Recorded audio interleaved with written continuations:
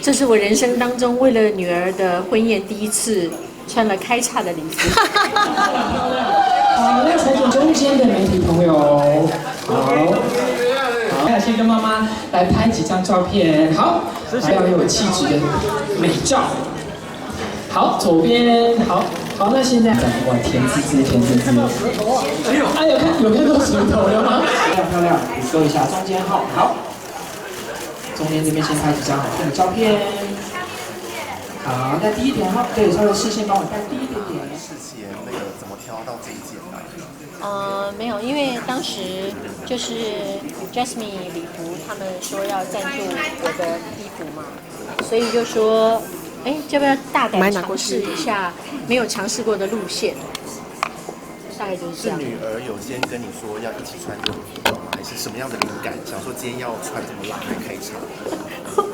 这是我人生当中为了女儿的婚宴第一次穿了开叉的礼服。姐跟哈林就是会来祝福，那哈林也会为女儿证婚，也会献唱一首歌曲。怎么会找哈林哥来证婚呢？那他要唱什么？我那时候是因为觉得说，因为你知道最近哈林他也就是刚结婚不久，就马上生了2个小孩，很想要托哈林哥的福气，希望可以沾他的喜气，所以那时候就说，可以邀请你来证婚吗？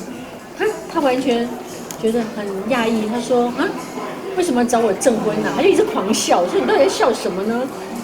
他说为什么要找我证婚？我说你看在影剧圈德高望重然后又有分量，然后又这么幸福，那我们当然要托你的福气来帮我们证婚。歌曲的部分有挑哪一首歌吗？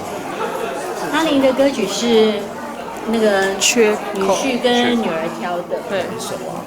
你们说呀？缺口。对，缺口。对，怎么会挑这一首？因为彼此是彼此的缺口。对啊，彼此是彼此的缺口啊，他歌词是这样写的。这次 F4是不是没有来啊？